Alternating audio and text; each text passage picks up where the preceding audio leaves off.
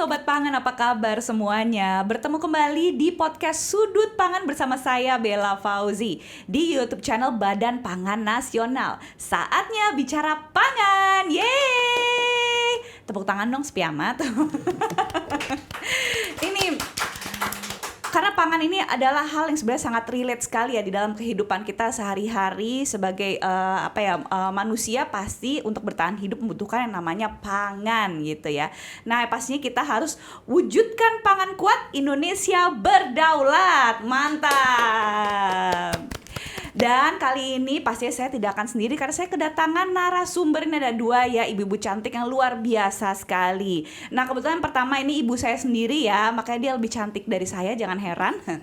Associate Professor Marissa Grace Haq dari Indonesia Banking School yang merupakan kampus dari Bank Indonesia, dan juga Ibu Dr. Sri Nuryanti, Direktur Pengawasan Penerapan Standar Keamanan dan Mutu Pangan sejak 30 Juni 2022 hingga sekarang. Dan kita akan membahas, seperti yang saya bilang, pasti tidak jauh-jauh dari pangan ya. Ini satu topik menarik dari Badan Pangan Nasional, yaitu keamanan pangan segar. Tanggung jawab siapa? Ayo, tanggung jawab Anda, tanggung jawab saya, atau kita semua? Untuk tahu jawabannya, kita langsung aja berdiskusi dengan kedua narasumber saya hari ini. Nah, untuk pertama-tama saya mau menyapa dulu nih untuk Ibu Direktur PPSKMP, betul ya Bu ya? Saya biar enak mungkin saya panggil nama panggilannya, enaknya saya manggilnya siapa nih Bu?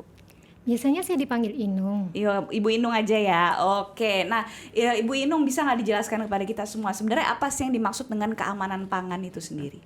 Oh ya, makasih Mbak Bella. Jadi keamanan pangan itu kalau kita merujuk Undang-Undang Nomor 18 Tahun 2012 tentang pangan adalah suatu upaya atau kondisi sebagai upaya untuk mencegah adanya cemaran biologis, fisik, dan benda lain terhadap pangan sehingga tidak berbahaya, merugikan bagi kesehatan masyarakat yang mengkonsumsinya, serta tidak bertentangan dengan keyakinan atau budaya tertentu. Sehingga ya konsumen yang mengkonsumsinya itu bisa hidup sehat, aktif, dan produktif. Oke, baik. Nah, lalu sejauh ini biasanya peran pemerintah dalam menjamin keamanan pangan tuh apa saja yang sudah dilakukan, Bu? Ya, sesuai dengan Undang-Undang Pangan lagi Mbak Bella, bahwa di pasal 68 ayat 1 disebutkan pemerintah dan pemerintah daerah melakukan penjaminan terwujudnya keamanan pangan di seluruh rantai pangan. Dari hulu sampai dengan hilir, sehingga ya terintegrasi dari mulai produksinya sampai siap from farm to table itu sudah terjamin keamanan dan mutu pangannya. Selain itu, Badan Pangan Nasional juga mempunyai tugas dan fungsi untuk melakukan pengawasan keamanan, mutu, gizi, label, dan juga iklan pangan segar. Oke, baik. Dan itu semuanya sudah diatur dalam regulasi-regulasi ya, Bu ya? Iya. Undang-undang gitu. Iya. Oke, baik. Dan ini juga dukungannya juga berbagai macam dukungan prasarananya juga, sarana dan prasarananya juga sudah ada ya, Bu ya? Ya, jadi ada 3 pilar kebijakan penjaminan keamanan dan mutu pangan. Yang pertama adalah regulasi. Jadi tentu yang pertama adalah regulasi Undang-Undang Pangan itu sendiri tentang tugas dan fungsi Badan Pangan selaku otoritas kompeten keamanan pangan pusat. Lalu PP nomor 86 tahun 2019 tentang keamanan pangan. Lalu Badan Pangan Nasional sendiri sudah menelurkan 2 perbadan terkait dengan pengawasan keamanan dan mutu pangan ini, Mbak Bella. Yang pertama adalah Peraturan Kepala Badan Nasional Nomor 1 Tahun 2023 tentang persyaratan dan ketentuan label pangan segar. Lalu Peraturan Badan Pangan Nasional Nomor 2 Tahun 2023 tentang kelas dan mutu beras. Dan yang terakhir adalah Peraturan Badan Pangan Nasional Nomor 12 tentang penyelenggaraan urusan pemerintahan konkuren di bidang pangan subsektor keamanan pangan. Jadi tadi relate dengan pasal 68 ayat 1 bahwa pemerintah pusat maupun daerah itu melakukan penjaminan keamanan dan mutu pangan, dan ini adalah urusan konkuren yang dikerjakan di pusat maupun di daerah. Oke, jadi saling terintegrasi antara yang pusat maupun yang daerah ya, Bu ya. Oke, baik. Ya, sudah cukup jelas ya. Dan tadi sudah Bu Inung, sekarang saya ke kembaran saya yang lebih cantik, yaitu ibu saya sendiri. Oke, ini di sini tulisannya Mbak Marissa. Saya tahu biasanya di rumah, mohon maaf, manggilnya ibu ya. Karena yang mulai ibu ibu saya sendiri nih. Halo Ibu. Udah sarapan ya Bu ya? Udah dan aman. Dan aman. Alhamdulillah kita sarapan bergizi jadi siap untuk buat podcast hari ini. Nah, Ibu, menurut Ibu nih ada nggak sih kaitan antara keamanan pangan dengan label halal atau dengan konsep halal itu sendiri? Oh ya pasti, karena halal itu juga terikut di dalamnya toyib ya, halalan toyibah. Okay. Dan kebetulan perkenalan dengan Ibu Inung waktu di Jepang juga terkait dengan pangan dan halal. Dan kita tahu bahwa kalau kita bicara halal pasti sebelumnya harus toyib. Nah, toyib sudah dijelaskan oleh Ibu Direktur, Ibu Inung, bahwa ada B2SA yang sekarang sedang ingin kita gaungkan. Kalau sebelumnya waktu masih kamu kecil dulu, 4 sehat 5 sempurna, betul. Sekarang menjadi B2SA gitu B2SA. ya. Jadi SA, Oh. B2SA. Itu apa kepanjangan apa? Kepanjangannya apa, Bu? Coba. Beragam, bergizi seimbang, dan aman. Nah, keberagaman itu dibutuhkan karena saling melengkapi satu dengan lainnya. Jadi ada rumusan 1/6, 1/6, 1/3, 1/3 seperti itu. Oh, rumusan Jadi ada diagram makanan, nanti suatu saat kita mungkin bikin podcast baru lagi ya Bu Inung ya, tentang bagaimana mengajari masyarakat untuk menyediakan di meja makan sesuatu yang seimbang dan aman. Oke. Nah, tapi untuk itu paling penting adalah kita tahu bagaimana memilah atau menyortir apa yang ada di pasar untuk kita sediakan di meja makan untuk keluarga kita. Betapa banyak sekarang kalau kita lihat kan yang impor barangkali atau mungkin juga sudah ada pengawetnya gitu ya, dan kita mungkin di zaman lalu nggak terlalu sadar bahwa setiap segala sesuatu harus dicuci dulu. Dan kalau kita zaman kecil suka jajan, nggak tahu Bu Direktur dulu ngalamin nggak? Kalau saya suka tuh kayak makan ketoprak gitu ya, atau gado-gado. Lidi. Tapi bukan itu, masalah kan pakai piring tuh. Iya. Tapi kan abang-abang itu nggak pakai dilap dulu nggak piringnya? Nah itu bukan soal dilapnya, dicemplungin di dalam ember. Oh, jadi airnya itu lagi gitu loh. Nanti piringnya keluar kering, dikasih lagi kepada yang lain. Jadi sesungguhnya dalam konsep B2SA itu bukan sekedar kelihatannya bersih, tapi bersih betul melalui air mengalir. Nah itu kan perlu edukasi. Iya. Nah selain itu juga seorang ibu yang baik kan dia manajer alamiah ya, nggak pernah ada sekolahan buat jadi ibu terbaik tuh, nggak tahu ya, itu secara alami aja menjadi manajer. Tapi tentunya kita belajar dari ibu-ibu kita ataupun teman-teman kita yang mungkin usianya lebih tua atau mungkin juga lebih punya ilmunya bagaimana menyediakan dengan keterbatasan mungkin income hari ini, dan kemudian penghasilan salah satu pasangan itu sedang berhenti atau sedang kurang lapang, menyediakan tetap ada yang namanya B2SA itu. Dan nasi memang perlu makan nasi karena karbo, tapi ada pengganti lain juga sih. Kayak misalnya banyak. Singkong, kentang, terus ini jagung gitu betul. Ya. Dan singkong sendiri dengan beragam bentuk makanan kita itu bisa dibuat macam-macam, dari yang tradisional maupun juga semi sekarang modern lah. Gitu ya, dengan macam-macam bentuk iya betul. Mie instan termasuk karbo nggak? Karbo, tapi kemudian hati-hati juga ada MSG-nya. Iya betul. Monosodium glutamat ya, karena ada orang alergi, Bu Direktur alergi itu MSG. Oh iya, jadi sesuaikan lagi ya. Atau bikin mie sendiri. Nah itu, jadi Badan Pangan tuh kalau tadi kita liwat ya di sini di gang kecilnya tuh ada beberapa produk dari UMKM. Wow. Itu selain udah ada logo halalnya ya dari Majelis Ulama Indonesia. Ya, dan kemudian non MSG. Oh, sehat sekali. Jadi nanti kita bisa tanya sama Bu Direktur bisa langganan di mana. Oh iya. Juga kita sediakan buat di meja makan. Betul, mantap. Dukung UMKM guys. Iya, dan aman dan halal. Dan aman dan halal itu juga penting ya Bu ya. Oke baik ya, bagus sekali jawabannya Ibu. Dan sekarang saya langsung ke Bu Inung lagi. Nah untuk Ibu nih, selaku Direktur Pengawasan Penerapan Standar Keamanan dan juga Mutu Pangan, apa nih upaya Ibu dalam mewujudkan pangan segar yang aman dikonsumsi untuk masyarakat Indonesia? Ya, jadi kami Badan Pangan Nasional berkoordinasi dengan pemerintah daerah dari provinsi sampai dengan kabupaten kota melakukan penjaminan keamanan mutu pangan itu melalui pengawasan pre-market sebelum pangan itu diedarkan dan pengawasan post-market. Pengawasan pre-market adalah bahwa kita melakukan registrasi izin edar dan juga mensertifikasi sarana penanganan pangan segar itu sendiri. Jadi Bapak Ibu kalau belanja harus yang pertama kali dilihat penjaminannya sudah ada belum. Itu wujudnya adalah nomor izin edar atau sertifikat penerapan penanganan yang baik. Nah, Di pengawasan post market, kita juga melakukan surveillance dan juga sampling pangan-pangan yang sudah kita registrasi dan sertifikasi itu supaya mereka tetap memenuhi komitmen penjaminan keamanan dan mutu pangan itu. Secara akumulatif sampai dengan hari ini kita sudah melakukan penjaminan sebanyak 24.039 buah baik izin edar maupun sertifikasi, Mbak Bella. Oke. Ya. Itu tadi ya prosesnya pre-market dan juga Post market. post-market. Oke.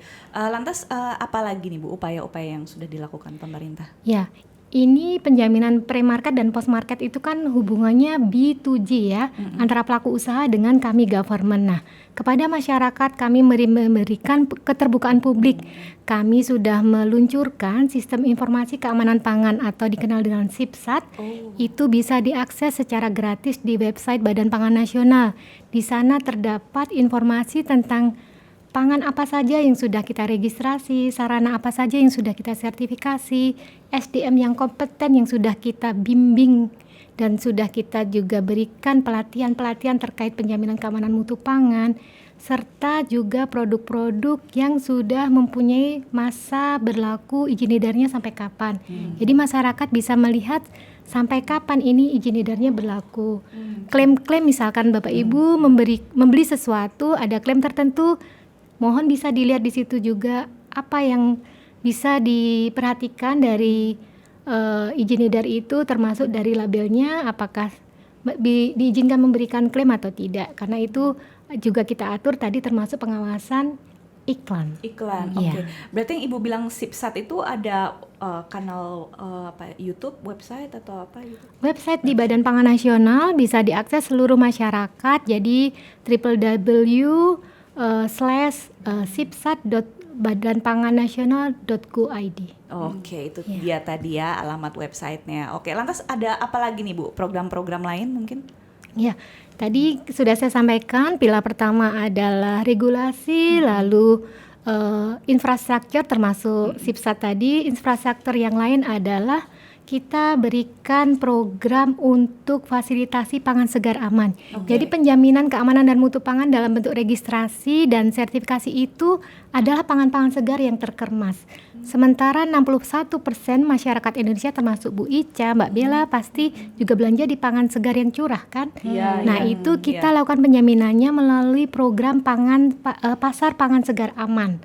Tahun ini kita ada di 48 lokasi kabupaten kota dan kita fasilitasi untuk pengujian cepat untuk mendeteksi cemaran residu pestisida dan formalin. Nah itu penting, formalin. Ya.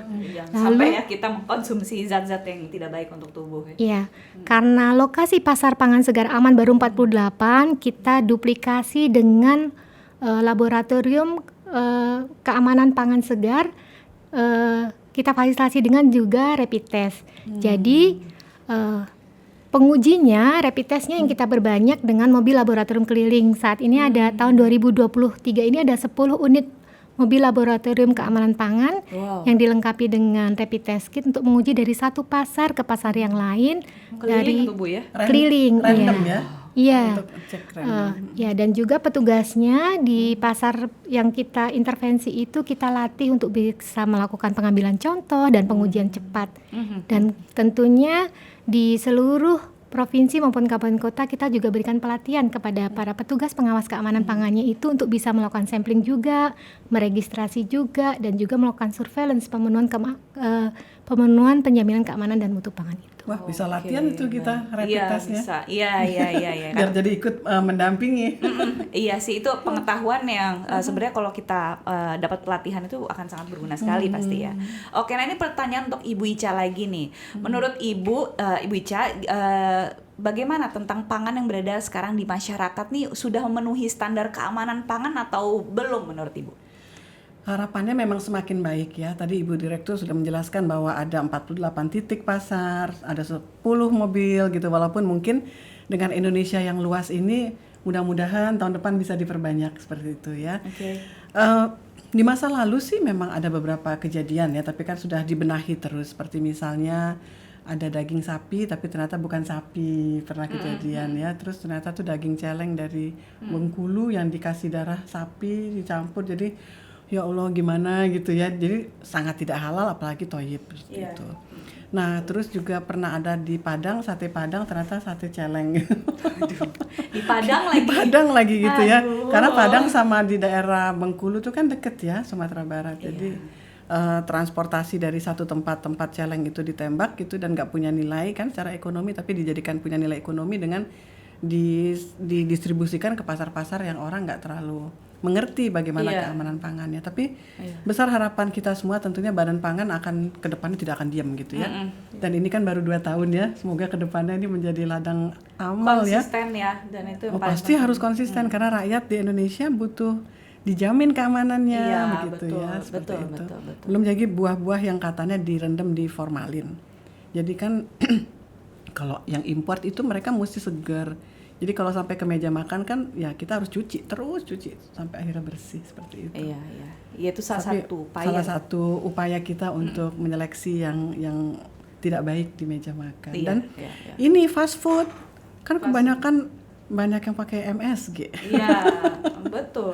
Yang Jadi, instan deh. Sesungguhnya Iya kan? MSG itu kan bisa dibuat dengan gula dengan garam. Iya. Gitu ya. Tergantung kalau orang di Jawa kan pakai gula merah, pakai asam, pakai garam dikit. Iya, itu sehat loh. Bikin gudeg nggak pakai MSG kali.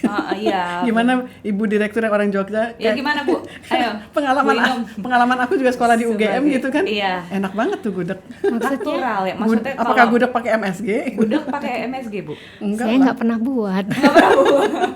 Jajan aja. Jajan aja. Tapi kayaknya jajanan tradisional justru saya melihatnya lebih sehat ya. Iya, lebih alami juga. Iya Bu ya. Dan kecenderungannya ke makanan tradisional kan habis hari itu. Kecuali gudeg memang bisa disimpan tapi nggak terlalu disimpan berlama-lama. Gudeg rendang yang tahan lama. Iya, seperti itu. Tapi kalau lalap-lalap sih ya udahlah ya gitu. Harusnya se-fresh mungkin itu. Tapi yang penting juga adalah cara memilih ya pada waktu kita mau beli. Oke. Yang gimana Bu caranya Ibu memilih pangan yang aman tuh? Kita banyak belajar dari nggak tahu kalau Ibu Direktur kan pernah di Jepang juga ya. Dan kalau kita kan ayah yang banyak pengalaman di Jepang, tapi kita berapa kali waktu ada rezeki ke Jepang. Nah, orang Jepang tuh sangat care dengan yang di belakangnya nutrition fact sama ininya. Informasi berarti. Informasi nutrisinya, bahan apa yang dipakai, termasuk halal apa enggak. Jadi ada logo pakai bahasa kanjinya buta. Buta itu artinya babi. Babi itu logo ya kalau non halal berarti itu ya. Oh, itu kanji ya. Sehingga kalau kita belajar mengenai buta, kita tahu oh ini mengandung gelatin ya atau porsin atau cistein kayak gitu. Dan tidak mungkin ada logo halalnya harusnya.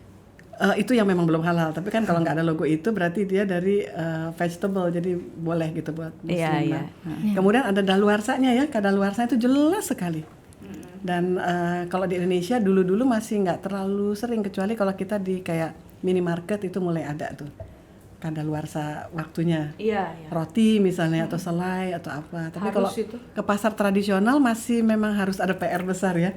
Kita bagaimana mengeduket mereka untuk supaya mereka literate sehingga nanti konsumennya juga terbuka lah gitu. Iya. Itu edukasi sih. Iya betul. Dan itu tanggal kadaluarsa penting sekali sih karena kalau udah lewat tuh rasanya langsung beda.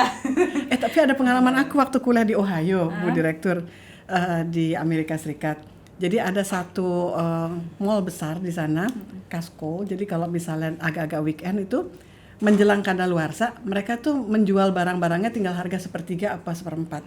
Jadi kita para mahasiswa negara berkembang termasuk saya ngejar karena makan hari itu besok habis. Jadi kalau ujung-ujungnya kadaluarsa udah di perut gitu. Iya. Kan waktu itu belum kadaluarsa. Belum. Waktu itu, iya. Tapi sesungguhnya kalau dari ilmu pangan kan itu udah menjelang ambang gitu, bahaya juga ya, Bu Inung ya. Ya, jadi terkait tadi yang disampaikan oleh Mbak Ica, untuk pangan yang mengandung babi, bahan sembilan itu di Perbadan Label sudah kita atur.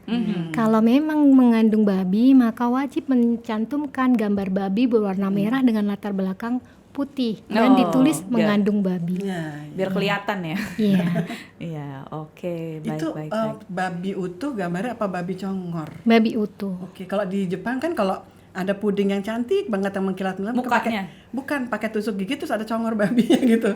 Pengalaman di Jepang gitu, beda-beda lagi. Kalau kita the whole badan babi gitu ya Bu ya. Iya. Oh, oke. Jadi kalau di Indonesia seperti itu ya. Lebih jelas. Lebih jelas. Oh, oke. Iya, iya, iya. Oke, baik. Ini pengalaman yang berharga sekali sih untuk di-share. Oke, saya sekarang ke Bu Inung lagi ya. Nah, Bu, ini kan dengan adanya kenaikan beberapa harga pangan di masyarakat. Gimana sih upaya yang dilakukan pemerintah supaya masyarakat bisa tetap memperoleh pangan yang terjangkau harganya dan tetap terjamin keamanan pangannya? Itu kadang challenging juga loh, Bu. Ya, jadi Badan Pangan Nasional itu selain memberikan penjaminan keamanan dan mutu pangan, kita juga menjaga stabilitas ketersediaan dan stabilisasi harga. Jadi melalui gerakan pangan murah di seluruh provinsi, kabupaten kota di seluruh Indonesia, kami dari provinsi dan kabupaten kota juga menerjunkan para petugas keamanan mutu pangan untuk melakukan uji cepat pangan segar yang dijual di gerakan pangan murah tersebut sudah memenuhi persyaratan keamanan dan mutu pangan atau tidak, dan mengedukasi para pembelinya agar membeli produk-produk yang sudah ada izin edarnya. Seperti itu. Dan tahunya dari mana nanti keterangan sudah memenuhi izin edar gitu? Kalau ada izin edar berarti sudah memenuhi. Iya. Ya, jadi izin edar itu adalah bentuk penjaminan keamanan dan mutu pangan yang dilakukan oleh Otoritas Kompeten Keamanan dan Mutu Pangan. Kami di pusat di Badan Pangan Nasional ini adalah meregistrasi dan mensertifikasi pangan segar yang dari impor. Jadi izin edarnya namanya PL. Iya, produk luar. Kalau teman-teman di provinsi itu melakukan penjaminan produk segar yang produk dalam, jadi PD. Nah, kalau di kabupaten kota PDUK. Jadi Mbak Ica, Mbak Bella nanti kalau belanja tolong dilihat udah ada izin edarnya PL, PD, PDUK. Itu sudah terjamin keamanan mutu, label, gizi dan ikan pangan segarnya. Wow, ini ilmu baru ini. Iya. Dan itu biasanya udah ada di ininya kemasannya gitu. Sudah ada nomor izin edarnya di situ. Oke. Terima kasih nih ilmunya. Iya. Lantas ini apa sudah ada gerakan atau pengawasan yang dilakukan nggak di lapangan sejauh ini seperti apa? Ya, kami secara rutin bekerja sama dengan kabupaten kota melakukan pengawasan secara insidentil di retail baik modern maupun tradisional, melakukan pengujian residu pestisida dan juga formalin kepada pangan segar asal tumbuhan, pangan segar asal ikan dan juga pangan segar asal hewan. Sehingga kita bisa yakin bahwa pangan yang diedarkan di retail itu sudah memenuhi keamanan dan mutu pangan. Karena dari situ juga kita bisa tahu apakah yang sudah diedarkan itu sudah memenuhi persyaratan label, izin edar, sanitasi higienitas, karena itu cerminan bahwa pangan yang diedarkan di situ sudah aman. Kalau ditangani secara higienis juga. Jadi sarana pemajangannya juga kita lakukan pengawasan di pasar modern maupun tradisional, kita juga melakukan pengawasan dengan mereka secara rutin. Secara rutin ya, oke, baik. Makin keren Indonesia. Iya, mantap, luar biasa. Ini bagus sekali ya penjelasannya, banyak perspektif ilmu baru juga yang Bella dapat itu dari Ibu Inung. Nah sekarang saatnya kita membacakan pertanyaan Sobat Pangan nih. Jadi dari Sobat Pangan ternyata juga ada pertanyaan nih, mereka juga pengen ikutan kepo gitu Bu istilahnya. Nah ini pertanyaannya dari Instagram. Awalnya, ini pertama-tama ada pertanyaan untuk Ibu Ica dulu nih. Nah menurut Mbak Marisa selaku bagian dari masyarakat dan juga public figure terkait peredaran pangan di masyarakat, apakah dijamin keamanan pangannya? Menurut Ibu sendiri nih gimana nih, keamanannya udah cukup terjamin belum gitu? Kedepannya insya Allah semakin bisa dijamin gitu ya keterjaminannya. Seperti tadi ada istilah baru yang kita belajar sama-sama di sini, kita ikutan literat ini. Jadi melek gitu ya. Ada produk luar PL, ada PD produk dalam dan apa buat kabupaten kota PDUK gitu ya. Jadi besok ujian keluar ini. Produk dalam usaha kecil. Produk dalam usaha kecil itu buat UMKM. Ya kalau misalkan Mbak Ica, Mbak Bella lihat PIRT untuk pangan olahan, nah itulah di pangan segar itu PDUK. Iya. Jadi ada yang segar, ada yang olahan. Nah ini yang segarnya di bawah Badan Pangan. Oke, PDUK ya tadi ya. Oke, baik. Jadi besok ujian keluar ya. Iya. Kalau beli beras, kalau beli beras, tolong dilihat ada PDUK-nya enggak, ada PD-nya enggak. Oh, oke. Iya, ya tergantung deh dari kabupaten atau kalau beras Jepang jadi produk luar kan? PL. Iya. Kan kita sekali suka beli juga tuh. Iya, Nostalgia makanan Jepang. Betul. Oh, kamu suka beli basmati, berasnya orang Asia Selatan ini. Iya, bagus untuk diet soalnya. Mesti dilihat PL-nya berarti. Harus lihat PL-nya udah ada belum ya. Ya kita harus lebih kritis ya dan lebih berliterasi ya. Oke, baik. Nah, ini masih pertanyaan untuk Ibu pertanyaan ke Ibu Inung lagi maksudnya. Ada nggak Bu pesan untuk masyarakat terkait dengan pangan yang aman? Ya. Jadi karena bentuk penjaminan keamanan dan mutu pangan itu adalah registrasi izin edar dan sertifikasi, maka mohon masyarakat semuanya melek penjaminan keamanan dan mutu pangan. Kalau belanja dilihat dulu nomor registrasi izin edarnya, labelnya, tanggal produksinya, nama produknya itu label minimal juga harus ada. Nama produsen, nama produk, berat bersih, tanggal produksi atau tanggal kadaluarsa. Nah, yang kedua, bagaimana cara penanganannya? Kalau disimpan di suhu ruangan ya di suhu ruangan. Kalau disimpan suhu beku ya disesuaikan. Disimpan di suhu beku. Ya. Jadi karena itu akan mempengaruhi Kualitas, gizi dan mutu pangan segar yang akan dikonsumsi seperti itu. Dan yang pada dasarnya kita masyarakat Indonesia selain sadar makan itu tidak harus kenyang tapi makan sehat. Jadi jangan membeli pangan yang tertarik karena harganya murah. Wah, itu banyak Bu. Itu tantangan besar ya. Jadi tolong teman-teman semuanya, mari kita mulai membeli pangan yang mempunyai penjaminan keamanan dan mutu pangan. Seperti yang kami sampaikan tadi, sudah ada izin edarnya, sudah ada sertifikasi penanganan penerapan penanganan yang baik juga. Karena kami selalu menggaungkan if it isn't safe, it isn't food. Kalau tidak aman, itu bukan pangan. Itu racun. Iya. Jadi kalau pangan harus aman. Iya dong. Iya. Benar ya Bu ya. Iya. Terus yang kedua, keamanan pangan itu tanggung jawab kita bersama. Jadi setuju ya. Food safety, everyone business, semua bertanggung jawab dari hulu sampai hilir. Kita harus melakukan penjaminan keamanan dan mutu pangan. Produsen harus melakukan budidaya yang baik. Ibu rumah tangga menyiapkan sesuai dengan kaidah-kaidah keamanan pangan juga. Tadi kita lihat di lift sebelah kiri 5 pilar untuk melakukan penjaminan keamanan mutu pangan. Bagaimana memilah dan memilih seperti Mbak Ica sampaikan tadi, memisahkan yang matang dan sudah dimasak, cara menyimpannya. Seperti itu. Betul. Nah, ini juga memisah antara yang mentah sama yang sudah matang belum menjadi literasi loh buat kita. Karena banyak sekali ibu-ibu yang penting masuk semuanya di lemari es gitu ya. Kadang-kadang ditumpuk begitu aja kan bisa ada kayak transcontamination gitu. Dan mungkin juga kalau saya pernah waktu di Ohio dulu kan kita in the cost nih ceritanya di rumahnya ibu kos yang juga dosen. Itu kan ini pengalaman karena saya muslim ya, jadi mereka dari babi gitu loh, itu tiba-tiba ada tumpuk di atas makanan saya. Jadi kadang-kadang memang kita harus sadar bahwa selain yang matang dan yang mentah itu harus dipisah. Ya kalau memang yang halal dan tidak halal ya pisah sama sekali. Iya. Kalau bisa takutnya nyaru ya. Nah itu mungkin ada yang netes gitu ya, bocor kan nggak tahu ya. Tapi itu lagi-lagi literasi ya. Jadi kalau nggak ada yang ngajarin mungkin kita nggak tahu. Iya. Jadi terima kasih nih Ibu Direktur. Sama-sama. Betul.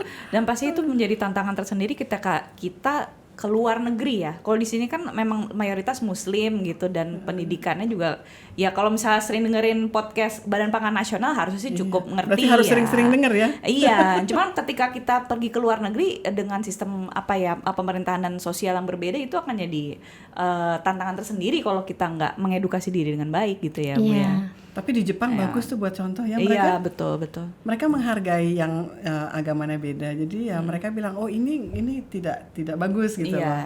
Atau ini mengandung gelatin thoughtful ya. Dengan gambar congor. Iya, betul. Ya Jepang bagus sih emang. Nah, Ibu Ica sendiri nih punya pesan nggak terkait dengan pangan yang aman? Sebagai seorang ibu, nih mohon izin ya Bu Direktur ya. Tentunya kita ini adalah manajer alamiah yang memang nggak ada sekolahannya khusus, tapi bukan berarti kita nggak belajar setiap hari. Ada podcast dari Badan Pangan yang bisa diikuti terus gitu ya, atau Instagramnya Ibu Direktur. Mudah-mudahan nanti akan lebih banyak panduan untuk literasi terhadap keamanan pangan. Iya, Dan amin. tentunya kita tanpa lelah harus terus satu dengan lain di antara komunitas itu memberikan bisik-bisik ilmu baru ini. Iya. Seperti misalnya istilah B2SA, Ibu belum terlalu ngeh. Sama, Bella Karena juga. zaman dulu kalian masih kecil gitu, ibu-ibu lain juga taunya 4 sehat 5 sempurna. Iya. Dan kita tahu sekali zaman dulu kan hanya TVRI dan itu digaungkan terus. Terus ada makanan gratis yang dibagi zaman dulu ya. Nah sekarang ini ya berubah menjadi B2SA yang lebih berimbang seperti itu. Betul. Dan ilmunya ilmu sekolahan, sehingga nanti bagaimana ibu-ibu rumah tangga mampu menurunkan bahasa-bahasa Menara Gading ini menjadi bahasa Keseharian. hari-hari, seperti itu. Iya, karena kan makan kebutuhan sehari-hari juga. Betul, nah bahasannya juga mestinya bahasa hari-hari. Yang Nanti mudah kita bantu dimengerti. nih Badan Pangan untuk lebih bersosialisasi Iya, betul. Karena ya seperti yang Ibu bilang itu adalah tanggung jawab bersama. tanpa terkecuali. Iya, betul. Wah, luar biasa sekali ya podcast hari ini. Boleh tepuk Tangan. bukan tepuk pramuka ya, tepuk tangan. Baik, terima kasih banyak sekali lagi untuk Dr. Marissa Grace Haq dan juga Ibu Dr. Sri Nuryanti telah memberikan informasi tentang keamanan pangan. Tanggung jawab siapa? Tanggung jawab bersama. Tanggung jawab bersama. Ini luar biasa sekali ya perbincangan yang cukup menarik, Masya Allah, dan memiliki isi pembahasan yang banyak sekali nilai edukasinya. Oke, baik Sobat Pangan, jangan lupa ya selalu ikuti podcast Sudut Pangan dan don't forget alias jangan lupa selalu subscribe, like, dan juga share untuk mendapatkan pembahasan menarik di setiap episodenya. Baik, akhir kata saya Bella Fauzi, mohon pamit undur diri dan sampai jumpa. Salam B2SA. Beragam, bergizi, seimbang, dan aman. Habiskan! Yeay!